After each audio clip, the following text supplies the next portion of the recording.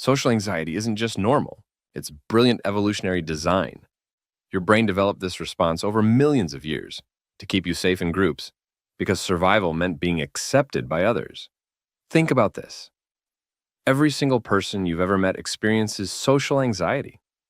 That guy who seems totally confident in meetings, he feels it. That woman who speaks effortlessly in public, she feels it too. The difference isn't in whether they feel it, but in how they understand it. Social anxiety is actually your brain's way of saying, this interaction matters to me. It's not a malfunction. It's not weakness. It's your social survival instinct working exactly as designed. When our ancestors lived in small tribes, being rejected meant literal death. No tribe meant no protection, no food sharing, no survival. Your brain still carries this ancient wisdom. That flutter in your stomach before meeting new people? That's your ancestors' survival instinct still protecting you. Once you understand this anxiety is normal, beneficial, and universal, it loses its power over you. It transforms from your enemy into your ally. The next time you feel socially anxious, remember, this feeling means you're human. It means your brain is working perfectly. And most importantly, it means you're not alone, not even close. Chapter 1. The Social Muscle and Micro Skills. Social skills work exactly like physical muscles. The more you use them, the stronger they become. This isn't just a nice metaphor. It's how your brain physically works. When you practice social skills, you create actual neural pathways that get stronger with each interaction. Think of basic conversation like doing bicep curls. First few times, awkward, uncoordinated, maybe even uncomfortable. But your brain is building new connections every single time. Just like working out, starting small is the secret. Social skills break down into tiny, learnable movements, micro skills. Making eye contact? That's one rep. Asking a follow-up question? Another rep. Sharing a relevant story? Another rep. Each one builds your social strength. But here's what most people miss. Just like physical exercise, you need proper form and recovery time. Trying to become a social butterfly overnight is like trying to deadlift 300 pounds on day one. Your social muscles need time to grow, adapt, and strengthen. Start with 5-minute conversations. Practice one micro skill at a time. Celebrate small wins. Remember, even the most socially skilled people you know started exactly where you are. They just kept showing up to the gym of social interaction, doing their reps, building their strength. Unlike physical muscles, social skills never reach a ceiling. They can keep growing stronger your entire life. And every single interaction is a chance to grow. Chapter 2. The 70-30 Rule and Active Listening. The most powerful social skill isn't talking. It's listening. Specifically, listening for 70% of the conversation and speaking for only 30%. This isn't random. It's backed by research on the world's best conversationalists. When you let someone speak about themselves, their brain releases the same chemicals as when they eat their favorite food or receive money. You're literally giving their brain a reward by listening. But real listening isn't just staying quiet. Your brain should be fully focused on understanding their words, tone, and meaning. Not planning what to say next. Not waiting for your turn. Actually absorbing their message. Watch what happens when you listen this way. People feel truly understood. They naturally want to know more about you. They remember conversations with you as especially meaningful, all because you gave them something incredibly rare in today's world, your complete attention. The magic happens in the details. Notice how their voice changes when they talk about certain topics. Watch their energy level rise and fall. Pick up on the small words they emphasize. These subtle cues tell you what really matters to them. Remember, every time you choose to listen more and speak less, you're building deeper connections than 90% of people ever experience. That's the true power of the 70-30 rule. Chapter 3. Curiosity as a superpower. It's not just asking questions. It's being truly interested in discovering what makes each person unique. Curiosity is like a muscle you can strengthen on purpose. Think of each person as a book with 1,000 pages. Most people only read the cover. But when you're genuinely curious, you start discovering chapters filled with surprising stories, fascinating ideas, and incredible experiences. Every single person you meet knows something you don't. The secret is asking questions that open new doors. Instead of, "How was your day?" try, What was the most interesting part of your day? Watch how people's faces light up when they realize you actually want to know the real answer. Your curiosity creates a powerful cycle. The more interested you are, the more interesting things you learn. The more you learn, the more naturally curious you become. People feel this authentic interest, and they automatically open up more. When you're genuinely curious, social anxiety often disappears completely. Why? Because your focus shifts from yourself to discovering something new about them. Your brain is too busy being fascinated to be anxious. Remember, every person you meet is a walking library of experiences, insights, and stories. Your curiosity is the key that unlocks all of it. And the more you use this key, the more doors it can open. Chapter 4, The Three People Theory. Every person you meet isn't just one person, they're three. Understanding this changes how you see every social interaction. First, there's who they think they are. Second, there's who others think they are. And third, there's who they actually are. Think about yourself for a moment. You have a clear image of who you are, your strengths, flaws, qualities, but other people see a completely different version of you based on their experiences and perspectives. And somewhere between these views lies who you truly are. This isn't just interesting, it's powerful. When someone seems difficult or unfriendly, remember, you're probably seeing just one of their three versions. Maybe they think they're being cautious, while others see them as cold, and their true self is just protecting old wounds. Understanding these three versions instantly makes you more understanding, more patient, and more connected. You stop taking things personally. You become curious about which version you're seeing. Most importantly, this knowledge transforms how you see yourself. Those moments when you feel judged or misunderstood, that's just the gap between these three versions. Your task isn't to force everyone to see the same version. It's to be comfortable with all three existing at once. Remember, every person you meet is navigating their own three versions. This awareness alone makes you better at connecting than 90% of people. Chapter 5, Question Funnel and Memory Methods. The question funnel is a powerful tool that opens any conversation naturally. Think of it like a funnel that starts wide and gets more specific.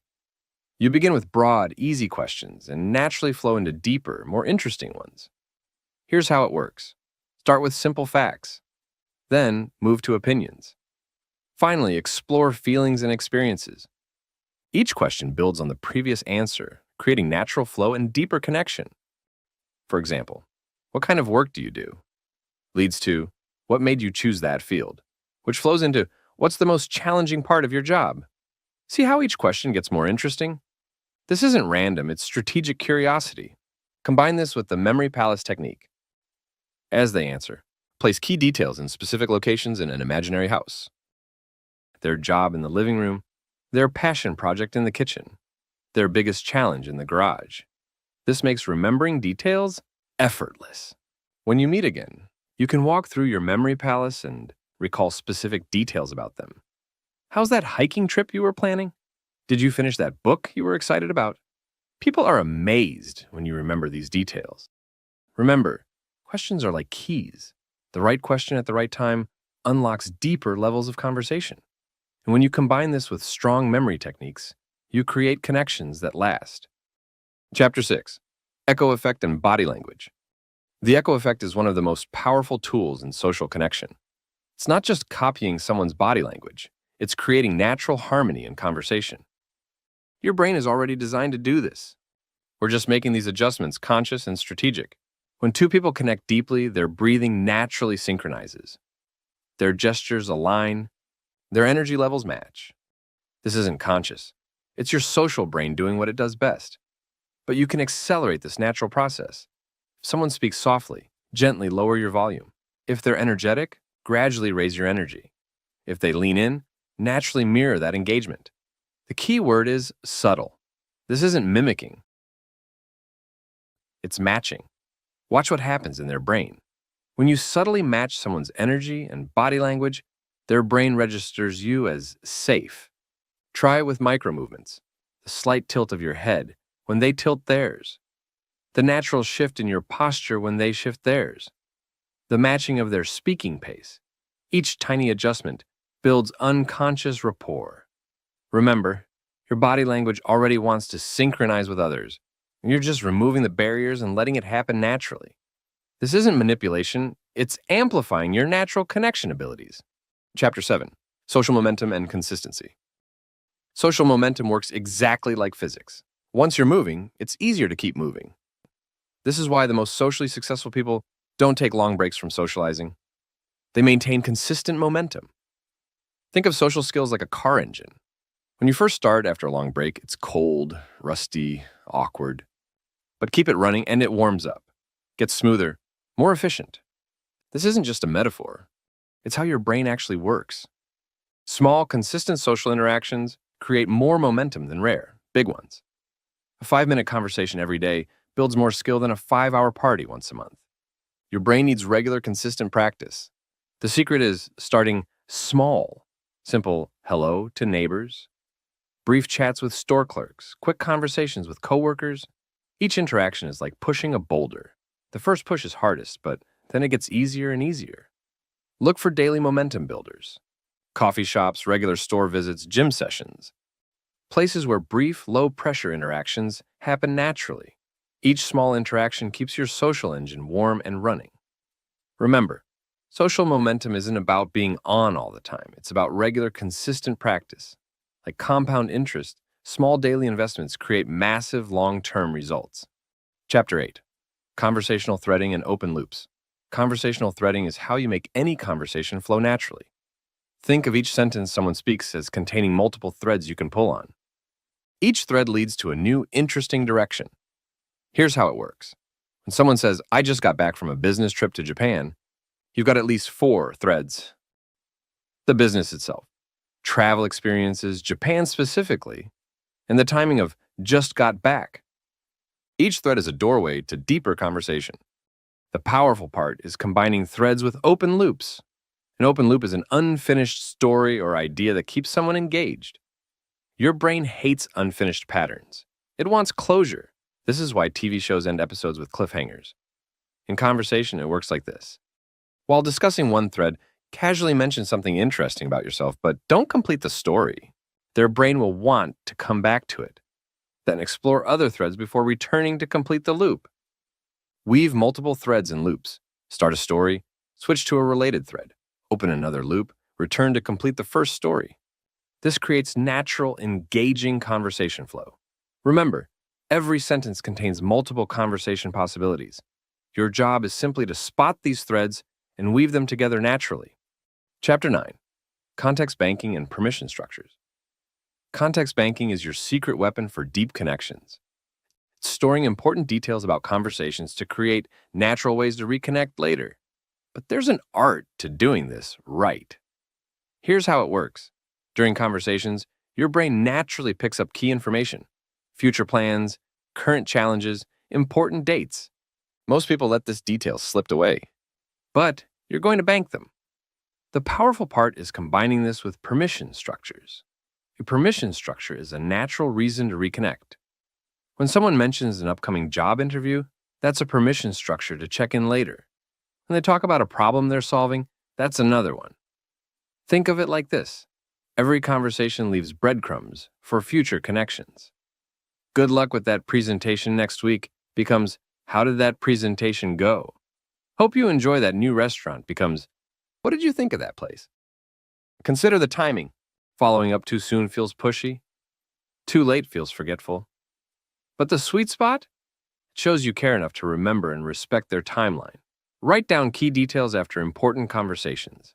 Set reminders for natural follow-up moments. Every detail you bank is a future opportunity to deepen connection. Remember, people rarely forget how you made them feel when you remembered what mattered to them. Context banking turns single conversations into lasting connections. Chapter 10. Vulnerability and trust building. Trust isn't built through time. It's built through strategic vulnerability. Showing competence might get you respect, but showing vulnerability gets you trust. Faster. Here's the science. When someone shares something slightly vulnerable, your brain releases oxytocin, the same chemical that bonds mothers and babies. This creates instant connection. But there's an art to doing it right. The key is progressive vulnerability. Think of it like climbing stairs, not jumping off a cliff. You start with small, safe disclosures. I was nervous about this meeting too, or I'm still learning how to do this. Each small share invites equal sharing back. Here's what most people miss. Vulnerability isn't about sharing your deepest secrets. It's about showing you're human. When you admit to small struggles, fears, or mistakes, you give others permission to be human too. This creates psychological safety. Watch what happens. When you share a small vulnerability, others naturally match it. Yeah, I struggle with that too, or I thought I was the only one. Each exchange builds deeper trust. Remember, strong people aren't afraid to show vulnerability. They know it's not a weakness, it's a tool for connection. Use it strategically, progressively, and watch trust grow naturally. Chapter 11. Emotional Intelligence. Emotional intelligence is your social navigation system. It's not just understanding emotions, it's using them as data to create stronger connections. And like any skill, you can improve it systematically. First, emotion scanning. Your brain constantly picks up emotional signals from others, tone changes, microexpressions, energy shifts. Most people ignore these signals, but you're going to use them as information. Emotions are contagious. When someone's excited, you naturally feel a spark of excitement. When they're calm, you feel calmer. This isn't weakness. It's your brain's empathy system working perfectly. Watch what happens in conversations. Someone's voice gets slightly higher when mentioning a topic. That's excitement. Their energy drops mentioning work. That's stress. Their words say, I'm fine, but their tone says otherwise. These are emotional data points. Focus on the response. When you notice someone's enthusiasm, match it. When you sense worry, offer calm presence. When you detect hidden stress, create space for sharing. You're not just responding to words, you're responding to emotional reality. Remember, every interaction has an emotional layer. Your job isn't to fix or change emotions, it's to understand and navigate them skillfully. Chapter 12. Social Context Navigation. Social context is like gravity. It's always there, silently shaping every interaction. Understanding it transforms you from a social swimmer into a social surfer, riding the waves instead of fighting them. Every social situation has invisible rules. A coffee shop has different energy than a library. A work meeting feels different from after-work drinks. A family gathering operates differently from a networking event. These aren't random, they're predictable patterns. Your brain already knows these patterns. You naturally speak differently to your boss than to your best friend. You instinctively act differently at a wedding than at a casual lunch. We're just making these adjustments conscious and strategic. Watch how context changes behavior. The loud, energetic friend at parties becomes quiet in museums. The serious professor jokes at game night. The shy person leads confidently in their area of expertise. Context shapes everyone's behavior. Look at transitions. Moving smoothly between different social contexts. Bringing just enough energy to match each situation. Reading the room and adjusting naturally. This isn't fake, it's social fluidity. Remember, every social context is like a different game with its own rules. Master the context, master the interaction. Chapter 13. Connection Deepening. Deep connection isn't about time, it's about progression. Moving naturally from surface-level chat to meaningful conversation isn't random. It follows predictable patterns that you can master. Think of connection like temperature. You don't jump from ice cold to boiling. You warm up gradually. Each small increase in connection temperature feels natural, comfortable, safe. This is how lasting bonds form. Here's what most people miss. Deep connection happens through shared experiences, not just shared words. Walking together instead of sitting. Creating something together instead of just talking about it. Solving a problem together instead of just discussing it. Action builds connection faster than words. The powerful part is progressive disclosure. Each person shares a little more, goes a little deeper, shows a little more trust. It's like a dance where each person takes turns leading. One step at a time, naturally, safely. Remember, real connection isn't forced. It's not rushed. It's a natural progression of trust, understanding, and shared experience. 1 degree warmer at a time. Chapter 14. Group Dynamics. Group interaction follows hidden patterns, just like water flowing through channels. Understanding these patterns gives you the power to navigate any group naturally and confidently. Every group has three key dynamics: energy flow, power structure, and connection points. Think of it like a living system. Energy moves between people. Leadership emerges naturally, and connections form and shift. In every group of people naturally fall into roles: the energy starter, the mediator, the connector, the stabilizer. These roles aren't fixed. They shift and change. You can learn to play any of them. Watch what happens in groups. Someone makes a joke. Energy rises. Someone shares a concern. Energy focuses. Someone bridges two conversations. Connections form. These aren't random events. They're predictable patterns. The power move is reading group energy. Is the group too excited? Bring calm. Too serious? Add lightness. Too scattered? Create focus. You're not controlling the group, you're balancing it. Remember, every group is a living system. Your job isn't to dominate it. It's to understand its flow and add what's missing at the right moment. Chapter 15. Social Network Building. Your social network isn't just a list of contacts. It's a living system that grows stronger through connection, not collection. The secret isn't knowing more people. It's connecting the right people at the right time. Think of your network like a garden. Some connections need daily attention. Others need occasional checking. Some grow naturally. Others need careful tending. And just like a garden, the magic is in how different elements support each other. Strong networks aren't built through networking events. They're built through genuine connection and helping others connect. When you focus on creating value for others, your network grows naturally. The real skill is pattern matching, seeing how different people could help each other, recognizing when two people should meet, understanding what each person needs and who might provide it. You become a connection catalyst. Watch what happens. When you introduce two people who truly help each other, they remember. When you share opportunities without expecting return, they notice. When you follow up meaningfully, they respond. Your network becomes self-strengthening. Remember, strong network isn't about what you can get. It's about what you can give, connect, and create for others. Chapter 16. Digital social skills. Digital connection follows different rules than in-person interaction, but the core principle stays the same: creating real connection through authentic presence, just through a different medium. Online communication lacks body language and tone. This isn't a weakness. It's an opportunity to be more intentional with your words. Every message, comment, or post becomes a chance to add genuine value. Digital spaces let you scale authentic connection. A thoughtful comment can impact hundreds. A helpful post can reach thousands. A genuine interaction can spark multiple connections, but only if you stay real. Watch how digital dynamics work. Quick responses build trust. Consistent presence creates reliability. Personal touches show authenticity. These aren't tricks. They're digital versions of real-world connection skills. It's all about translations. Active listening becomes thoughtful responses. Eye contact becomes quick reactions. Warm presence becomes consistent engagement. Each real-world skill has a digital equivalent. Remember, digital spaces are real spaces. Online connections are real connections. They just need their own type of care and attention to thrive. Chapter 17. Boundary Mastery. Strong boundaries make strong connections. This might sound backwards, but it's true.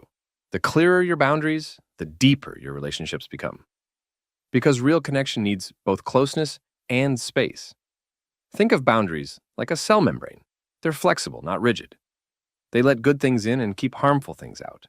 They protect while still allowing connection. Setting boundaries isn't about pushing people away. It's about showing them how to get closer in the right way. Once you know your limits, people know how to respect them. Watch what happens. Clear boundaries make you more relaxed in social situations, more present with others, more authentic in connections, because you're not worried about protecting yourself. Your boundaries do that automatically. The magic is in the balance, being open while staying protected, letting people in while maintaining your space, saying yes to what matters by saying no to what doesn't. This isn't selfish. It's smart social energy management. Remember, your social energy is precious. Your time is valuable. Your attention is powerful. Strong boundaries don't limit your connections. They make them deeper, more authentic, and more sustainable. Chapter 18. Social Leadership. Social leadership isn't about being in charge. It's about creating spaces where Connections naturally form. It's about making others feel safe, heard, and included without forcing anything. Think of yourself as a social architect. Your job isn't to control the room, it's to create conditions where good things happen naturally, where conversations flow, connections form, and everyone feels part of something. Social leaders don't need attention. They create attention for others. They notice who's left out, who has something to say but isn't speaking, who could add value but needs invitation. They make space for others to shine. Watch what natural social leaders do. They ask questions that include everyone. They bridge separate conversations. They smooth over awkward moments. They give quiet people space to contribute. They make social spaces feel safe. Focus on small moments, introducing people who should know each other, bringing up topics that energize others, creating little moments of connection between people. Each small action builds stronger group dynamics. Remember, true social leadership isn't about being the center of attention. It's about creating spaces where everyone can connect authentically. Chapter 19. Advanced Psychology. Understanding social psychology transforms how you see every interaction, not to manipulate, but to connect authentically. By understanding how human minds naturally work together, your brain runs on attachment patterns. These are deep programs formed in early relationships that shape how you connect today. Understanding them lets you build stronger, more conscious connections. Social motivation comes from three core needs: feeling safe, feeling capable, and feeling connected. When these needs align, relationships thrive naturally. When they conflict, tension appears. Someone who seems distant might just need more safety. Someone who seems aggressive might need to feel capable. Someone who seems clingy might need more connection signals. Understanding the need changes how you respond. It all comes down to pattern recognition, seeing attachment styles in action, noticing motivation patterns, understanding emotional needs, reading group dynamics. Each insight makes you more socially aware. Remember, psychology isn't about putting people in boxes. It's about understanding human patterns so you can connect more authentically. Knowledge serves connection. Now go out there and use what you've learned. Start small, stay consistent. Trust the process. Remember, every expert started exactly where you are now. Every social butterfly was once in a cocoon. Most importantly, start today, now. Because the world needs what only you can bring to it. Your unique way of connecting, your story, your presence. Being social isn't just about you. It's about all the lives you'll touch simply by being yourself. And that journey starts with your very next interaction. And hey, if you like this video, don't forget to subscribe and hit that like button. Also, let me know your thoughts on what I just shared.